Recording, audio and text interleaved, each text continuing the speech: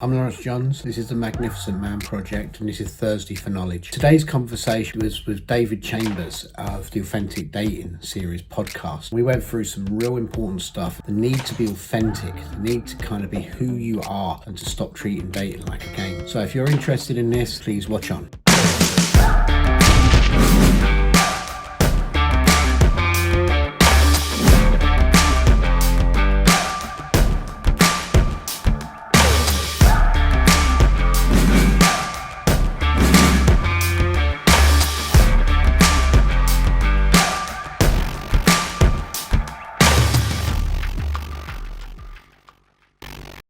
Well, I'm sure you'll find someone somewhere who'll have you. J.K. Rowling. This is the Magnificent Man Project. I'm Laurence Johns, and this is Thursday for Knowledge. And today on Thursday for Knowledge, talking to David Chambers. David Chambers is a dating coach and many other things too, and part of the Authentic Dating podcast series. And we'll put all the links for that in the bio. David, thanks for coming. Really great to have you here in the group. I'll allow you in a moment to tell us a little bit about who you are and what you do. But I wanted to thank you here, and I wanted to tell everyone watching that the reason I wanted you here is because what I really like about what you do is I've always kind of hated the idea of the dating game and those kind of like, you know, how to trick your way into the hearts of and beds of many women. And I love that you bring an air of authenticity and put just being yourself at the center of it all. So thank you for being here. It's kind of central to what we do in this group. Kind of authenticity is one of the kind of central pillars. So why don't you tell us a little bit? You'll do a much better job of telling us a little bit about who you are and what you do. Yeah, I'm David Chambers. Now I go by as a men's dating and intimacy expert because I'm doing a lot of work now, as well as in the dating and connection and authenticity world with men, helping them build deeper connections, be more authentic in themselves and communicate from that space and get more in touch with what they're feeling so they can create the connections they want. But also I'm doing a lot of work with men around kind of tantric intimacy and increasing intimacy in their relationships, or even if they're dating, learning ways in which they can, you know, be more deeply present when it comes to having sex, lovemaking, or whatever. All areas of their life, actually, presence really leaks into beautifully. How long have you been doing that? I'd say that I've been in the coaching recently now. It's probably for about 2 years now I got back into, but I was way back probably about, I think about it now, probably 12, 13 years ago. I did 2 years of coaching. I was just doing dating stuff then in the days like post the game coming out, kind of cutting my teeth in learning initially about authenticity. And it was almost an accident for me. Is just, I found that by being myself, bringing in a good energy to people, bringing fun and enjoyment that I was having in my life and bringing that into my interactions, whether they be in bars and clubs, that it was magnetic. You know, people wanted to be around it. And I've come to see, you know, in between my kind of coaching stints, is like living a life that we are passionate about, that kind of has a hallmark of who we are, is the most attractive thing we can do and the most attractive thing we can be. And that's kind of, it's interesting because that period after the game, you know, it was kind of pickup artist time, wasn't it? It was always like, make sure you're wearing like one flip flop and a cowboy boot, so you've got something to talk about and all that sort of stuff. So it must have been kind of, well, I don't know, I'm assuming that.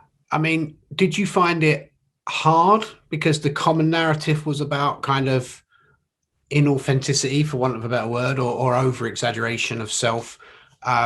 Did you find that hard, or did you find it was a sort of niche that was just wide open for you? I think at the time, I wasn't so aware of the fact that it was authenticity that was really beautiful for me and was really, you know, working for me. I think, you know, like many men, you know, I got into that sort of work because I was frustrated in my own dating life. And I found that more than anything, it was lovely to come together with a group of men with a common goal of, you know, meeting more women or being better men. Really was what we were after. We wanted to be better men. And there was a lot of, people who were just kind of running lines, scripts, games, and all these things. And some of the stuff I even tried, like some of the kind of psychological games were quite fun to play more than anything, to learn and find out about people. But out of that, I come to realize that just being yourself went a long way. So was it hard? I didn't realize what I was learning at the time. I was just doing me. I was doing my way of doing things, and I was teaching guys my way. I was like, let's go into club, have a good time. Let's have fun. Let's have a laugh. Let's joke around and play around and enjoy ourselves. And the whole meeting women thing can be secondary. And for a lot of men, that was really difficult for them to grasp. And, they've come to you to learn how to meet women, how to pick up women. You're saying, let's have fun first.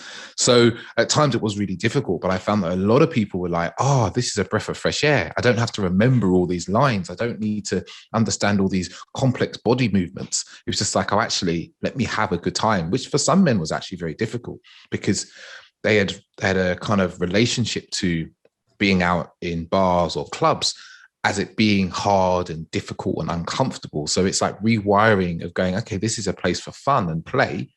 How can we teach you how to have fun and play in this area? Yeah. And I mean, that's one of the things that really interests me about what you do.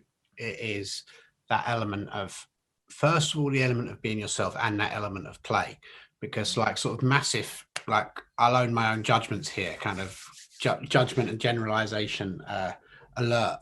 But like from a lot of men that I experience, there tends to be a tendency in almost in the masculine psyche to kind of approach everything as a problem to be solved. So it's kind of like, how do I get good with how do I get good with women? How do I get good with, it's the same way of like, how do I get good at football? How do I get good with this? How do I learn this? And that idea of, well, you might have to connect with something different. You might have to connect with yourself here and just be yourself and assume that that's enough and that that's going to bring people in. So what's some of the, like, when you're doing your coaching, what's some of the key questions that you get asked by men? Yeah. I see more and more the sort of man that's coming to me who is looking for more. They're like, I want more from my relationships. I want deeper connection. I want to have better sex, but also they want less. They want less stress. They want less conflict, and they want less turmoil, right? And they want less confusion. So I think some of the common things often is, conversation is often a common one, right? For a lot of guys, it's like, what sort of conversation should I be having on a date? What should I not talk about? How do I text? How do I not text? And inside of these things, it kind of speaks into what you were saying there in kind of the masculine is like, there must be a process.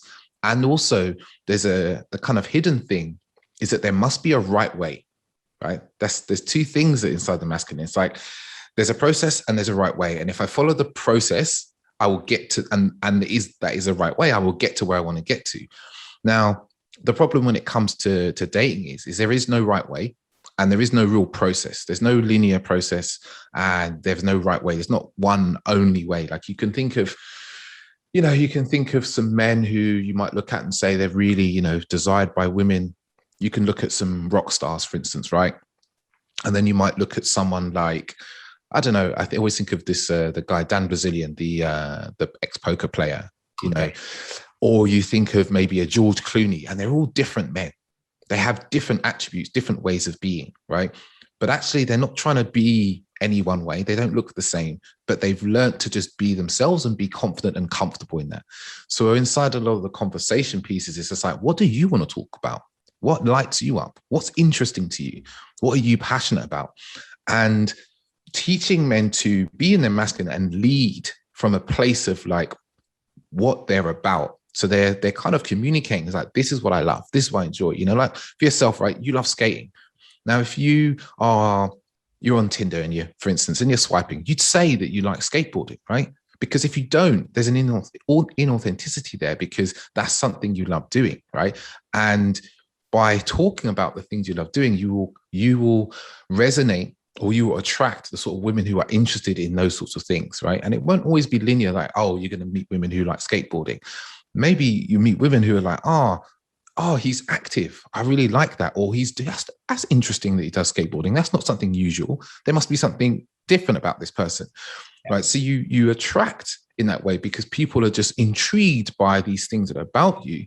But it also means when you get talking and in conversation, you can talk from a place of passion and enjoyment about what it is this is about you, instead of thinking that, oh, there's these things I have to talk about. I have to talk about work, or I have to talk about my my job, or I shouldn't talk about ex-partners, or I shouldn't talk about sex. You know, when we start getting into that, is that we are all in our head and we're not talking from our passion or our heart or what we like deeply inspires us. That's interesting because there's like, I really like sort of all Jungian psychology, and one of the things at the heart of Jungian psychology is this sort of idea of like, it's never about what it's about. Always about something else. And that's really interesting. What you're saying is you might not think to put up there like, I like this, because you might think, well, I don't necessarily, you know, you don't necessarily, that don't mean you're going to get like for like, but it means something else. Yes. You know, because you have interests, it means that there's a depth to you maybe that there isn't if you just don't say what any of your interests are, for example. Yes. The other thing there is that like that idea of narrative in there, you know, like there is this way of doing it. There is this process. And that's also, you know, it's never about what it's about, because that the thing with dating, what I'm hearing is the same thing I'll hear if I'm talking to a man who's having a midlife crisis or a career crisis or whatever it is. There's this sort of expectation. There seems to be this expectation that we're sort of, whether we learn it or whether it's in our psyche, that you need to tell me the rules, and then if I do this, this, and this, then I should get this, right? And whether it's like a career issue where a guy's gone, listen, I've gone and I've worked hard every day, and I've, you know, I stay late than everyone else, I come early than everyone else, I always deliver on time, I always do this and this, but I'm always getting jumped over in terms of promotions or whatever, or I've done what I thought I'd do, I got married, I've had kids, I've got a house, and somehow it's all still empty. Where this thing that you talk about of like kind of having to connect with something else that's kind of you, and you can take that into all areas of life, really, can't you? Like if your life is just, if you're living a life that's fulfilling you, if I'm living a life that's fulfilling me, chances are I'm going to attract people who are interested in having fulfilling lives or have similar values to me. And I guess that's the same. I guess that's what you're saying, really, like in terms of the dating, is if you show up as you and you're happy as you and you're having a good time as you, with you and all your friends, you're going to get people, you know, people you're interested in coming around you. Yeah, exactly. And it's also inside of that is that, you know, we want to be happy, but we're not happy all the time. And we don't expect anyone to be happy all the time around us, right? We expect people to be real. We actually want to, you know, from the experience I've had with working with women and the women I've dated, is the thing that women want to experience from a man is she wants to feel you. She wants to feel who you are, your edges, the things about you. So not all of that's always going to be beautiful and lovely, but she would rather feel you than you to not feel you. Right. So often a lot of guys I work with come and they're like, oh, you know, I go on dates and the women, I always get the same thing. I'm a nice guy, but they don't want to take it any further.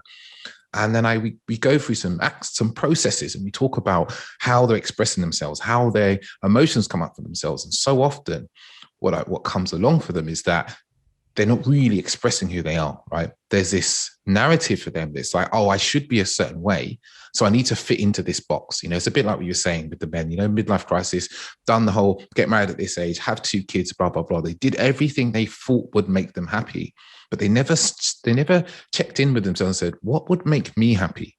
What do I desire? What's passionate and purposeful in my life? Because it's when we engage in that, in going, what do I want, right? And live our own lives in a way, we lead our own lives, that we start to really find the connections, that we really find a passion that we aren't always aware of, right? Like I've worked in the corporate world for a while, and there's a lot of people that just follow all the rules. They follow the rules, they do all the objectives and blah, blah, blah. And like you said, they get jumped over, because ultimately what we want, right, is to be around people who have something different, who are willing to bring their whole self to the experience, into the conversations.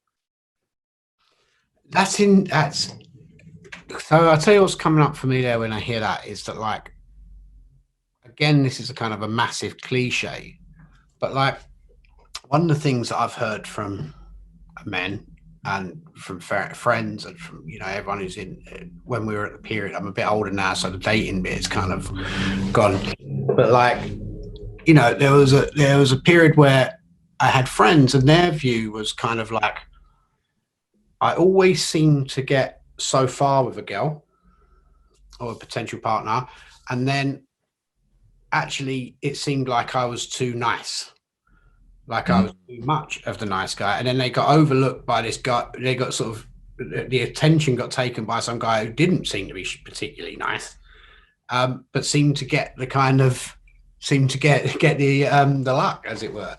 So do you think that's a sort of do you think that's true? Do you think that's an age thing? Do you think that women tend to change in that period, or can you be too nice? Yes, you can be way too nice, and it's one of those things that we see. You know, like I'm 37 now, and I feel like when I was at school, I was probably one of those nice guys. I had lots of female friends, right? They loved me. I was David. I'd get hugs and, you know, and all these things. And if you would have looked and thought, wow, these women love David, he must be, you know, really getting it on. But actually, I was just this nice guy who I listened to all their man problems and everything, and I fancied them across different years, you know. And I work now with a lot of men who are just nice. They're really nice. They're kind. They're loving. You know, they have all the hallmarks of being nice. But what they're not doing is they're not putting who they are out there because of their fear of being rejected, of being not accepted, right? So they put out all the things they think are going to be accepted and think they're going to be liked. Now, when you leave this imprint of niceness, what you also do is that people don't feel who you are because there's no boundaries. You're not giving any opinions. You're not disagreeing. You're not polarizing in any way, right? And in that way of, like, we go to the kind of archetypes, right? I always think of a leader, you know, I think of the king, I think of the leader. He will make decisions and he will say things that is what's true for him, what's right for him, what's deeply, you know, meaningful to him, because it's what it is, because it is true for him, not because he thinks other people are always going to like it, right? And I think this is something that happens with nice guys, is that they end up in relationship and they're just agreeable. They're doing everything their partner wants. I will do everything. And it's the kind of basis of this is, if I do everything to make you happy, I will be happy too, right? And inside that, there is an assumption that you know what your partner wants to make them wants you to do to make them happy, right? And I think, you know, for enough men, we've realized that a lot of humans, all of us, men and women, but I was talking to, say, women, they don't necessarily know what they want, right? Or what will make them happy until they receive it. So a big part of what we want, right, or what women often want, is they want to feel you. So they want to hear, you know, your thoughts, your feelings, your ideas, what upsets you, what you hate, you know, all these things that as a nice guy, you're like, oh, well, I don't want to say anything to upset her because, you know, I don't want to upset her. But actually, that stops her from feeling who you are as a person, right? It stops, there's an inauthenticity when we hide. You know, we always think of inauthenticity as lying, right? But lying isn't just lying. There's hiding, there's manipulating, there is telling half-truths. These are all part of inauthenticity. And what you find with nice guys is there's a lot of manipulation. There's a lot of, if I give you this, then you're going to give me that. And that's a manipulation right there, right? Yeah. I'm going to try and... It's still manipulation. Yeah. And inside this, what happens with nice guys is they just end up in this very safe, comfortable zone in their relationships or in their dating lives. And they don't upset anybody. They don't want to be disliked. But in fact, it's that very thing that's stopping them from really connecting with someone. Because when there is all this inauthenticity, and I call it like a fog, like a cloud between two people, when there's all this inauthenticity there, the things that are unsaid, the emotions that are not communicated, all these things, they kind of cloud the ability to communicate honestly and openly, right? And it stops the connection. So I find that the nice guys I work with is that a lot of the time they tell me the same things. They go, oh, I'm dating, or I'm in a relationship, because I work with a lot of men who are in relationship and they're like, I'm not getting enough sex, or I go on dates and I keep getting ghosted, or I go on dates and they say I'm a nice guy and that's it. And it always comes down to the same things. Like I said, there's all these thoughts and feelings and emotions that they're not communicating because they just want to be nice and they just want to be liked, with the idea that if the other person likes me, then I will be happy. But in fact, when we dig deeper into it, there's often a deep unhappiness because there's all these passions, there's all these ideas, there's all these pursuits that they want to live into, but they don't, because they don't think it's acceptable to other people in society. So there's an unhappiness that brews underneath. And I imagine that you come across a lot of guys like this and they end up in their midlife period where that explodes for them, right? They're fed up of having this kind of underlying unhappiness, and they want to reach out into the world, and maybe they go into destructive tendencies because what it is they really want to express themselves. They really want other people to feel who they are. Yeah, I mean, it's I can't remember who said it, but there was a kind of analogy that I really liked about how men kind of slowly withdraw by shutting parts of themselves away throughout their life. And that starts off when you're very young, like, don't be boisterous. The very nature of boisterous is like a boy. It means like a boy. And so, so you turn that bit off. Don't be too brash, right? That bit goes. Don't be too confident. That bit goes. Don't be underconfident. That bit goes. Don't show your vulnerability. That bit goes. And eventually there becomes this period of like, it's almost like this analogy was like you become like a ghost, really, of who you were, kind of wandering through your own life and not really knowing, asking everyone else to say how they want you to be. What do I have to do to make you happy? What do I have to do to make you happy? What do I have to do to make you happy? What do I have to do to make my boss happy? What do I have to do to make my partner happy? What do I have to do to keep my children happy? What car should I drive so that I get the status that I want? It's all kind of that. And that is where that explosion comes, because eventually, like, you're born into this life full of potential, and suddenly, you're this tiny little thing where you're like, this ain't the life that I'm supposed to have. This ain't how the things I'm supposed to be feeling on a daily basis. Is this it? Have I just got to grind this out for another kind of 20 years or something? And I guess what you're saying under that, surprisingly, that being a husk of a person, people don't find it that attractive. Yeah, exactly that. It's that we don't even realize that we've just kind of turned into, like you said, this husk of a person, the shell of a person that's almost acting. It's almost this act that we put on, and it's very easy and I say this to a lot of people, I say a lot of men I work with, it's like, it's very easy to go to work and have a persona and act at work, right? You go to work and it's like, okay, I'm going to just not do anything to upset anybody. I'm just going to go through the motions, get the promotion every few years, right? But when it comes to your dating life and your relationship, you can only put on an act for so long, because the parts of you that you are suppressing or the parts of you are hiding, they will come out, because it takes a lot of effort to keep up a persona, keep up an act constantly. So it's like, how about it's much better to look at those parts and go, I accept you, I'm bringing you into my life, and then communicate that with the people, and you will find people that move towards you. Like, even inside relationship, like one of my clients I worked with, he was in a relationship and he wasn't as expressed as he wanted to be. He was finding there's a lot of conflict in his relationship. Sex wasn't happening as regularly as he'd like to. And a lot of it really came down to that there was all this unexpressed wants and desires and things he wasn't communicating with his partner. And once we dug through all that and we got that out and why he was doing it and stuff like that, and he started to embrace these elements of himself that he'd been hiding, his whole relationship transformed from something that was very stiff and stodgy and very like, I'm like this, she's like that, and I do these things on my own, and to a point where he started to bring in spontaneity into his life. He'd just be like, let's go do this. Let's just rent a car and drive to the coast for the day, And I think initially he didn't tell his partner he was getting coaching. His partner was like, what's you've changed, what's this? Like, this man I love this, I want more of this kind of thing. And I think a lot of us get into this kind of phase where we kind of make ourselves really small, with all the things that we shouldn't do. And it's not always consciously going, oh, I shouldn't do that, I shouldn't say that. It's just we've taken all these subconscious messages and we've gone, oh, this is how I need to be safe. This is how I need to be loved. This is how I need to be accepted. When actually there is no particular way we need to be to receive love and to be cared for. Yeah, I mean, it's a sort of challenging time at the moment as well. I think for a lot of people, I think as men, I think quite rightly, a lot of questions are being asked of us at the moment, like to take a good look and go, how do you behave? How do you, how are you going to show up in the world? And there seems to be like a sort of at two ends of the polar. You've kind of got men who are sort of, I come across quite a lot, who say, I don't even like other men.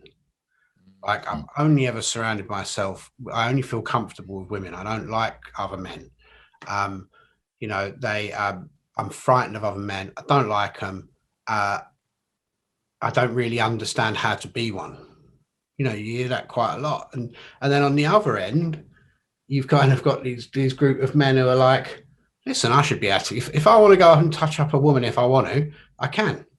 Right. And they seem to be like these two kind of opposing areas. And I think obviously they're the extremes, but I think even in the middle, there is a sense of like, how do I do this? Like I was sort of, I haven't dated since like 1995 or something, right? But like, it was different then. It was different then. Like how you signaled was different. It was all puffing up, and like it was all kind of puffing up and being very definite about actually what you want, and definitely being a bad boy because everyone wanted a bad boy. It was all kind of Oasis and Nirvana and all that.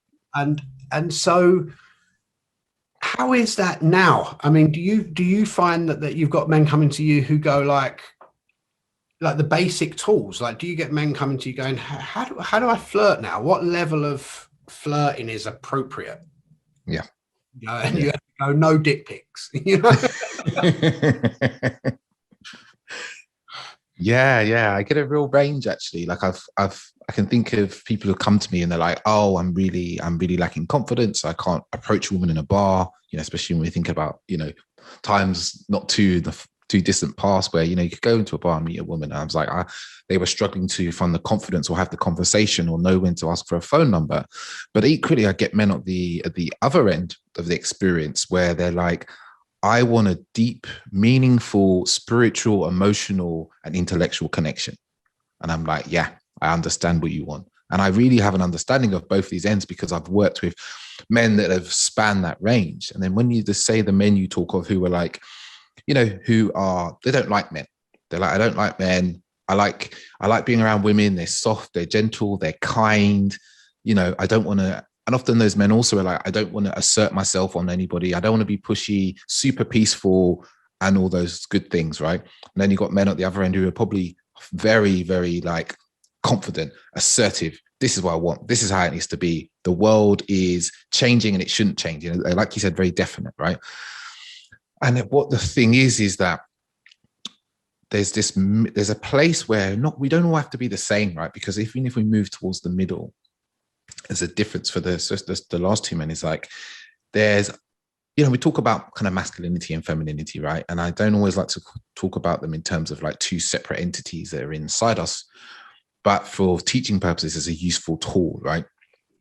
Is that there's a part of us that yearns to be really entwined in both those energies, right? Our masculinity, which can be very process orientated. It can be very, very quiet, very still, very directed, but there's also this feminine expression we want that's like full of flow and energy and chaos.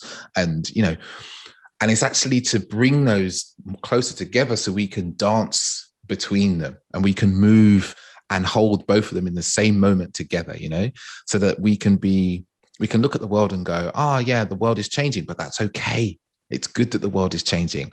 And also we can come to our hearts and connect with the part of us that is really feminine, wants to really be deeply in tune with women or flow and the softer things in life, our emotions, but also be connected in our heart to our masculinity, which wants to move the world forward, protect, provide, and all these things. It's like, I feel like there's a heart connection in there that we have to be connected to both of those things because there is a place there. And I find with with a lot of men, it's like, how can we, you know, even with the men at one end who are like, oh, I don't know what to say to a woman, I can't talk. And the men who are like, I want a deep, meaningful spiritual connection. And a lot of the time it's like, how can we get you out of your head and strategizing and thinking and only focusing on your fear, what you don't want? And how can we get you to a place where we can focus on what you'd really like to happen, right? And we start taking action from that place. Because I think we all really, we want to be more integrated, right? In the way that we move forward. We want to bring harmony to our being and our worlds as well. We want harmony in our lives, but harmony looks different to different people. And also, like, I was just thinking there when you was talking, that play element must be really, really, really central to that. Because if, you know, if ever I've been like kind of talking about this subject and I'm trying to sort of advise a friend or something on this, because like, you know, mercifully, one issue I never had was was a lack of beautiful, intelligent women in my life. There always seemed to be an abundance around because they were just in my set, and I genuinely really enjoyed a company of women. Like, so that there was always kind of women around. So I never really had that issue. But like, what I would sort of come across would be like the kind of consequence of seeing dating or attracting a partner as kind of the game or the challenge or the problem or the skill to learn would be like, I'd always say like, well, look at it like a friend, you know, like maybe you do want a really deep friendship. You know, you've met this bloke, you're on a really deep friendship with him, right?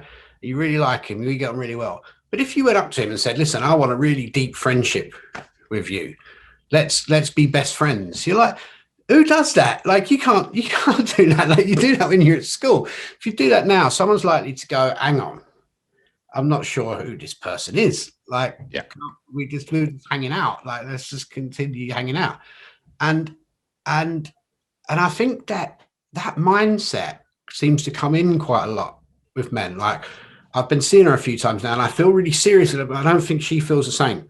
So I've asked her and now I'm being ghosted or whatever. And you're like, couldn't you just, my view, and I might be completely wrong with this, is couldn't you just stay in play a little bit longer and see where it went? Couldn't you just stay in, you know, and then in 6 months' time, in a year's time, you might find you're in that relationship that you wanted, like a friend. You know, you meet someone, and I did skating a lot. You meet someone and you're skating, and then next thing you think, God, me and this guy have been mates for like 5 years or something now. But you didn't go, that's the friend, that's the best friend for me. So do you think it's around, I guess there's two things at play there. I guess there's that kind of willingness to sit in play, and there's a sort of sunk cost bias there must be in dating, like that kind of, but if I spend 6 months with this person and it ain't the one, that's another 6 months I've lost. So how do you get them to negotiate that? Can you? Yeah. One of the things that we see there with this idea of like, okay, I've met someone, and women do this as well, right? My partner, she works with women, and we have wonderful conversations about, you know, what's going on for the people we work with, right? And it's like, we have this idea that it's a fear of loss. So we like someone, and the ultimate fear that really is there is we like them and we're not sure if they like us back, right? Because it's around our own self-worth. It's nothing to do with how they're acting, right? Because the chances are they probably like us and they've showed us all the signals, right? And it's our own self-worth and our own, you know, insecurities, right? So we want to verbalize it. We want to kind of, what I call it, like lock it in. You know, I want to get this contractually organized so that that creates some safety for me, right? And if I know that you want a relationship and I want a relationship, then I can relax. I can leave this anxiety that I'm feeling behind. The only problem is that all it does is lead you to the next anxiety, right? Which the next anxiety usually is, I don't want them to leave, right? For a lot of people, it literally just shifts from one to the other, right? It's this illusion that, you know, we've locked it in, I feel safe now, I feel secure. And like you said, I think there is definitely a moment for me of play, but also learning to feel, right? Because when we're trying to strategize from our minds and we're like, okay, does she like me? I'm not sure. I need to get a contractual agreement that she feels the way I do. We stop being like, we stop being in the moment and enjoying being with this person and feeling how it's going, because we've now clicked into our kind of story of how things should go. Okay, we've been seeing each other for 3 months. That means now by what the book says, we should be talking about, something serious. Okay, cool. So I'm gonna have a serious conversation about what she wants and what I want. And, for a lot of time, a lot of women really want men to do this, right? And it's this paradoxical thing is that we're all coming from our own wounded childhoods, right? So you're having this conversation, you going, okay, I like you. Do you, want to be boyfriend and girlfriend after 3 months? And a woman might also be in her fears of like, oh my God, this guy wants me. I don't know if I'm good enough. Why does he want to be with me? And she won't even be aware of what's happening, right? So it's like when we are so unaware of these stories that are playing out, we end up doing these, quite dysfunctional things in relationships. So I think I like to say to people more and more, let's come into the moment and feel what's happening instead of trying to work out, strategize, plan. Because when we get into that space, we become disconnected from each other, right? Because we are sitting over dinner, having a conversation, because we're thinking, okay, I need to know all these things about her. I need to project onto her to show her the sort of man that I'm going to be as a partner.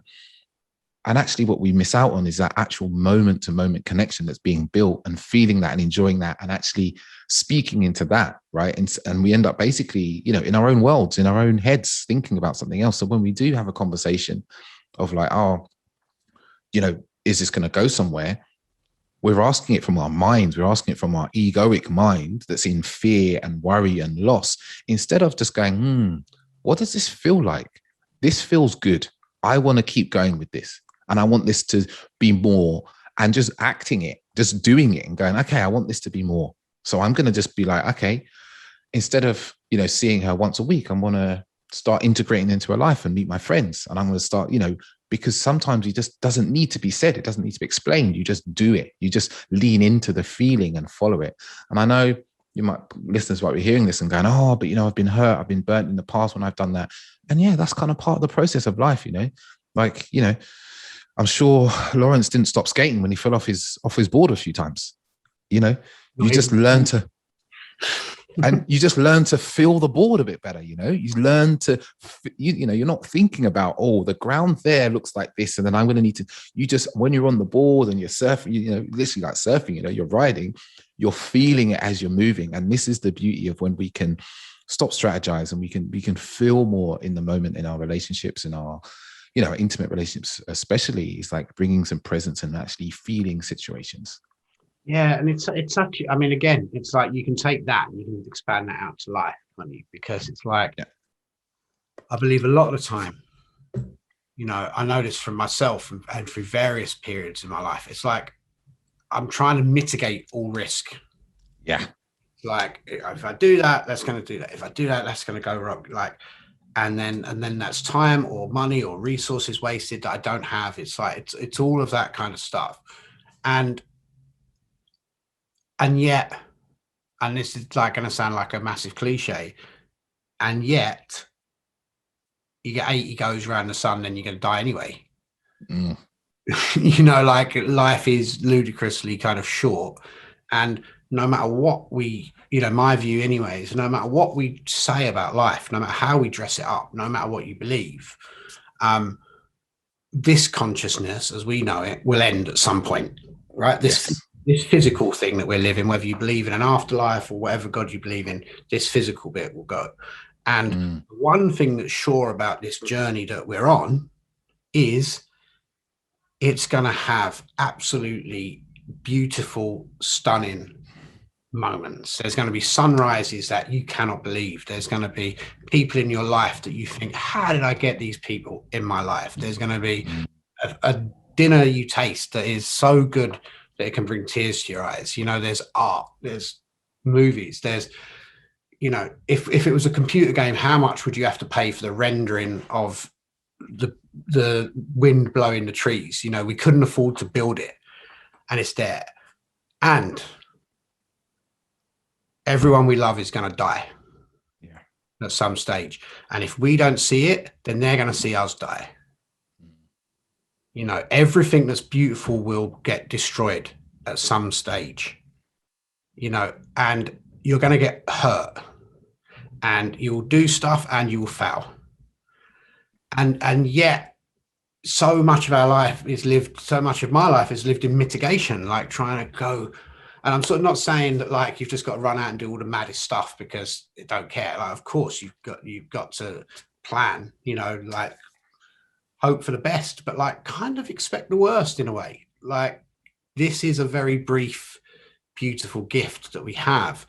And I think that thing of looking at anything, whether it's a career or a love life or,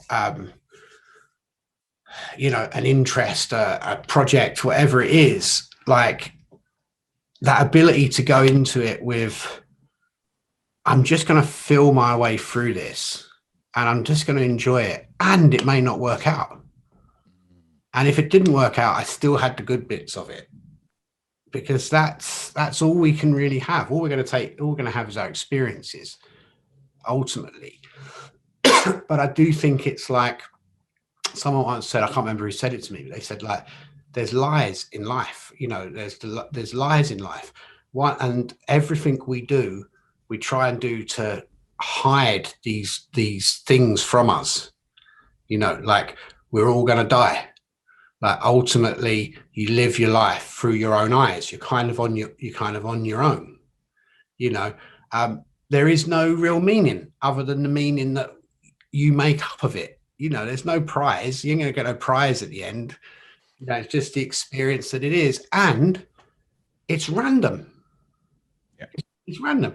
And they're like the 4 bits of life that we try and build everything around to go, that ain't true. You know, like that ain't true. I'm not going to die. I know I'm going to die, but really I live my life like I'm not going to. If I do all these things, the random stuff won't happen. You know, like, oh, there is a meaning. I've made this thing up. That's what it's all about. I'm right and you're all wrong, you know? And so, I don't know, I've gone off on a bit of a tangent there, but it's just that idea of kind of how do we get to that place where we can be in relationship with another, not invested that I'm not going to get hurt, you know, and invested that I can just take the good bits anyway, and it may end, and that weren't a waste of time.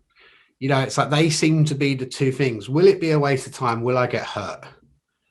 And like, who knows? You know, who knows? You know, and probably with relationships, you're probably going to get hurt.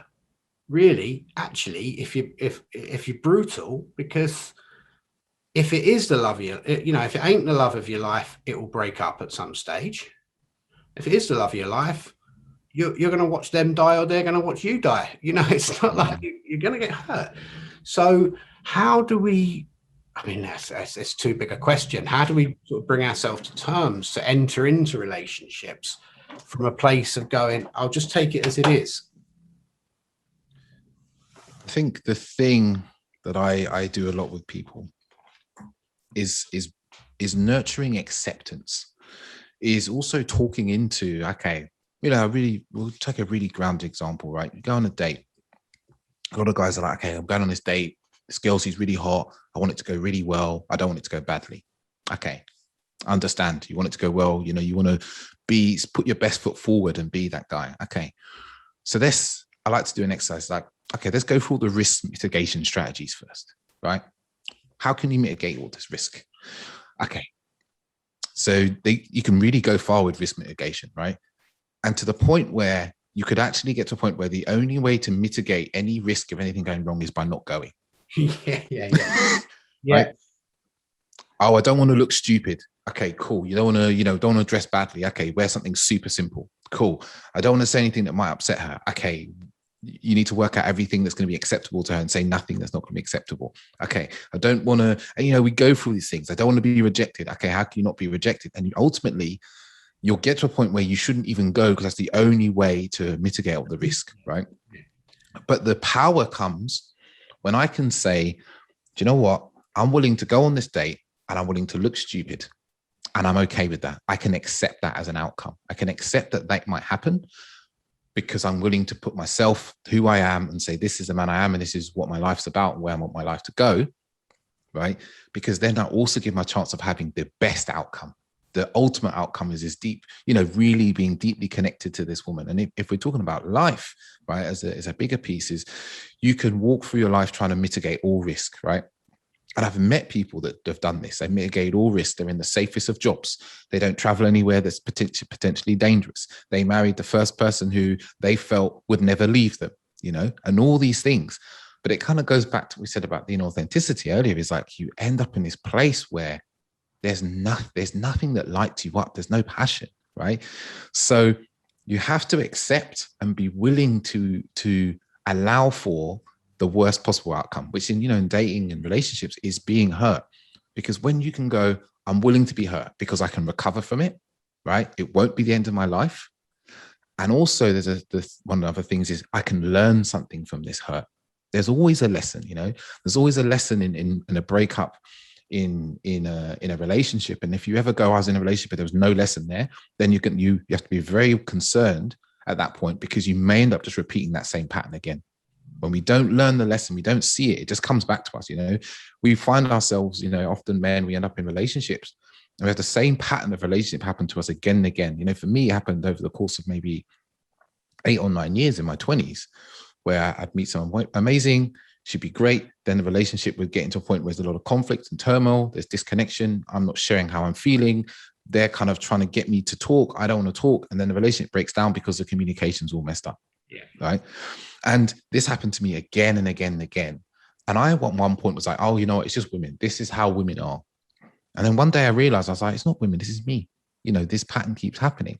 And when I said to myself, I'm willing to put who I am out and give my heart to somebody, right? And I risk having my heart broken. Only then was I able to really connect with somebody. And I had to obviously do a lot of work on looking at why I was so afraid of communicating my emotions. Why, was I avoidant around certain topics? Why did I not want to talk about some of the things I've done in my life because of shame and so forth? But it's when we're willing to go, I'm willing to be hurt, I'm willing to be seen, I'm willing to be judged. It's then that we can actually live. We can actually live, because anything else, anything less than that, right, is just us hiding and is us being inauthentic to life. And also it caps off our enjoyment.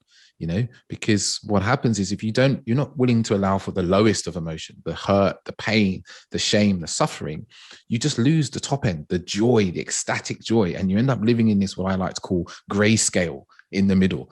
Yeah. Everything's just a different color of gray, whereas when you're willing to go, oh, I'm going to be really hurt. I'm going to be, I went on a date and I really just said who I was. And I talked about all the things I love and the things I hate.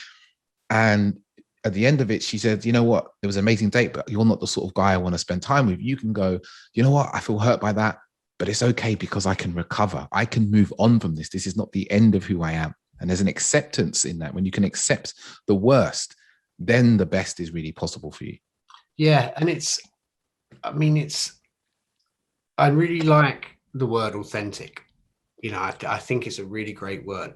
And it's like you almost have to partner it with resilience, don't you? Because there's the bit of it's such a thing to live an authentic life, right? Something I think most of us aspire to. But there's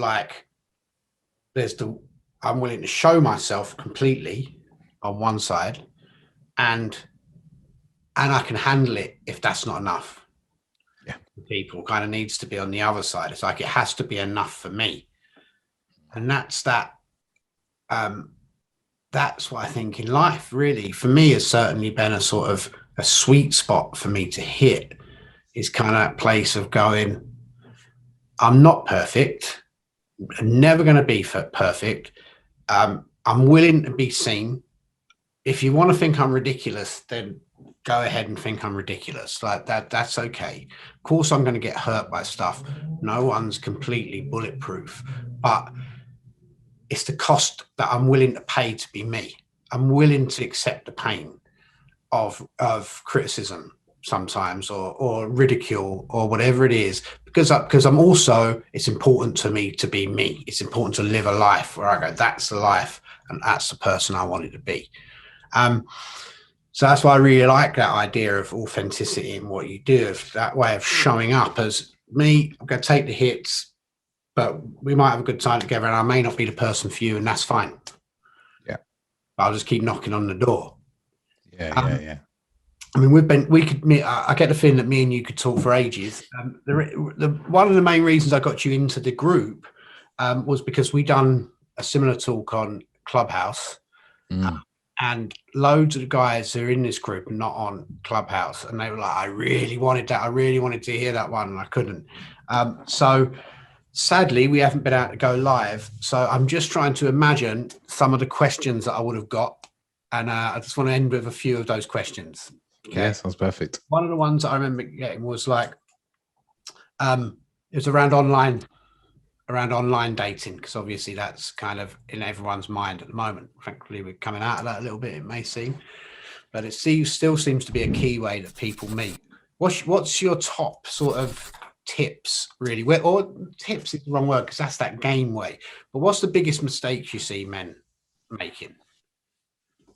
The biggest mistake I see men is not making an effort to have a good profile with great pictures, good quality pictures that show a story about their life. It's a big one. Is not looking at a group of pictures, 4 or 5 pictures, you go Tinder, Bumble, these apps, and just throwing on a load of pictures and not really thinking about, what does this picture say about me? Is this a reflection of my life and who I am?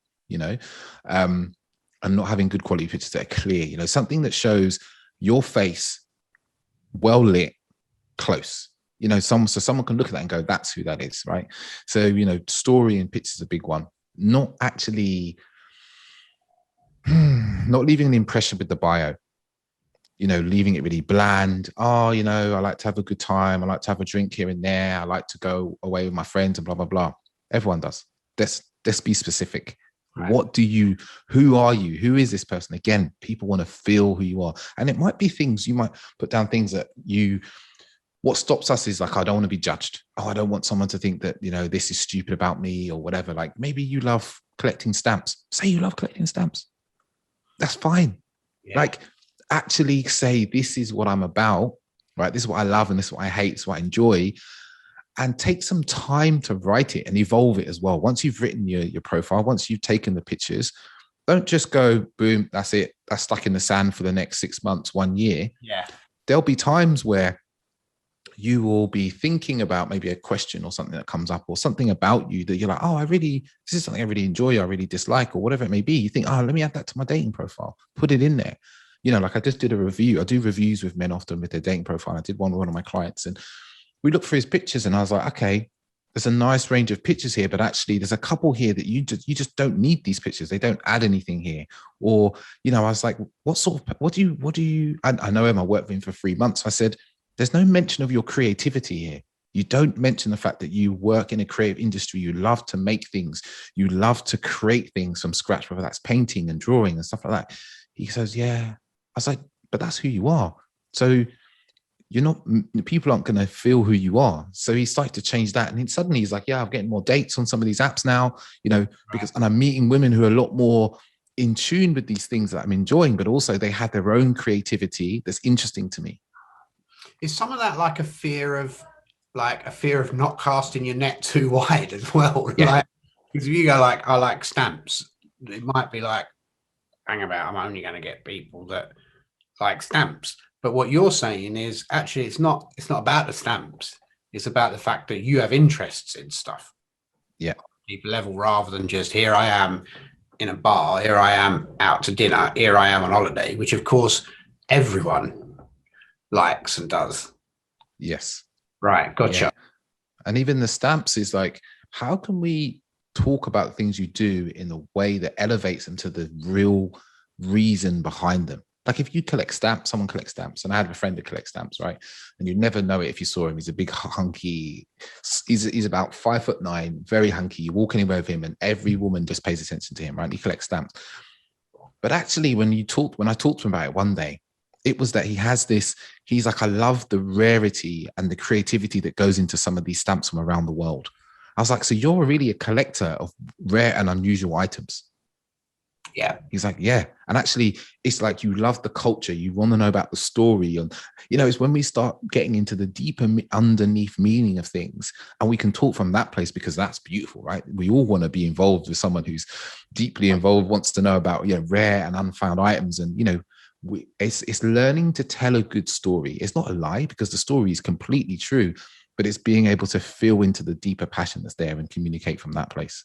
Yeah, and philately will get you everywhere. Little joke there for the stamp collectors who might be listening. I'm sure there's millions of them. So the other question we'll finish off with. Oh no, we won't finish off, because there's a question I ask everyone. But the other question is, I guess, first dates.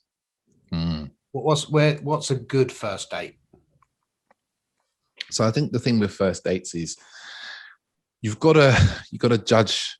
First of all, if you listen to the person you're talking to, right? You've been talking to someone for a period of time before you go on a first date. Now, you want to be deep in your awareness of who the person is. So maybe you've been talking, and maybe you talked about some bars, or maybe you talked about some interest that the two of you have. And maybe you see something pop up on, you know, some sort of events, or maybe, I don't know, maybe you're talking to a woman and she loves walking. She loves outdoor walks, right?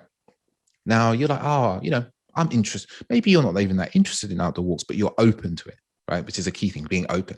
So maybe you go on Google and you go, oh, this is really beautiful walk. It's like, it takes you across a beach and through some hills or through some farms, whatever. But it's a, you know, well-known walk, or it's a really interesting walk. Like, do a bit of research, read about it, go find something, like make an effort, you know, and then go, hey, we're doing this. We're going to go on this walk. And maybe it is, you know, in these times, going for a walk is perfectly legal. You go for a few hours, but it shows that you took an interest, you've been listening, you're aware, but you're also open to trying something new and different. And maybe it's a case of, you just want to, you know, some people just like to go to a bar, you know, so they can just sit and talk, right? And they can just get to know that person. Cool, you know, choose that as well, but, you know, choose a comfortable setting that you're happy in.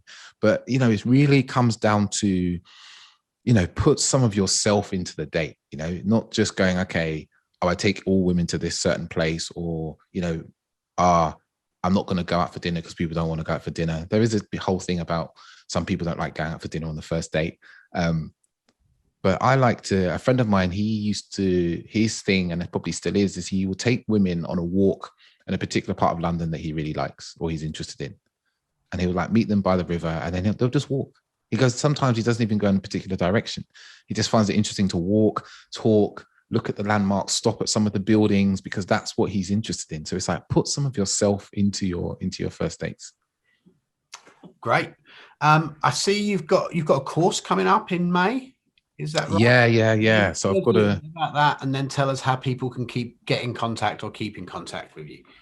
Yeah. So through a lot of the work I did with coaching, I found that a lot of men, it's like we're talking about, they can't feel what's going on for them. They can't feel the people they're with. And a lot of this comes from a disconnection from one's own emotions. And when we're disconnected from our emotions, we struggle to make decisions. We struggle to know what we want to do with ourselves. We struggle with our confidence as well. And our communication doesn't come as powerfully as we'd like it to. So all these things affect dating and relationships. So I found that I was taking my clients through the same processes over a course of like 3 or 4 sessions. So I boiled this down into a 5-week course, which I'm running for a group of men. And I have a number of men already signed up for it. So it's like a 5-week course. We start in May, it'll be the first week of May, and it's every Wednesday night. It's 5 weeks, so it takes us through into the first week of June. So yeah, like you can get in contact with me. I've got a discount code that I offer as well. I think it's Conversations with David. Maybe I'll be able to put the link to the event right there. And you can come and be with me, and we, you know, sit with a group of men talking about how we can be better men, because that's the key to it. It's like, you know, coming together, talking about it, learning together as well, doing various exercises to be able to deal with conflict and strife, and to feel more, communicate better, and, you know, be more present. You know, it's a big part of it is being present to what we're feeling, but be present to what other people are feeling. And then when we can do these things, the ability to create deeper connections just skyrockets for men. It really does. And it's like every time I've run through this content with clients, I've seen that this, like their relationships and their dating just starts to get so much better, so much deeper, and they're so much happier, you know, and there's all these other side effects of family and stuff. So I'm really looking forward to running it. It's only a couple of weeks away now. Great. So these are really the final two questions. I ask them to everyone. So the first one is, if you could go back in time and meet yourself as a younger man, what was the one bit of advice you'd give yourself? One piece of advice. Knowing you probably wouldn't listen. No, definitely. I would probably say, I'd probably tell myself, when you think you failed, you haven't failed. You can get back up and keep going. There's nothing wrong with failure. Don't be ashamed of failing. I think that'd be a really big one for me. It's like my relationship to failure. Yeah, that is a big one, isn't it? It can feel like the end. Yeah. The end. Yeah. Okay. And what books had the most impact on you? Yeah, I can say I read this book at 21 years old, and I still have 2 copies usually. It's called Conversations with God. Great book. Yeah. Really good book. And I almost didn't want to, a friend of mine gave it to me on my 21st birthday. And I was like, I'm not really into like church and stuff, you know? And she was like, no, read it. You enjoy this. And then I read the book, and I read it in a weekend. And I hadn't read a book since I was about 12 at that point. Okay. So that brings us to the end. Thank you very much, David. I'm going to make sure that all the tags and everything goes in with this as it goes out.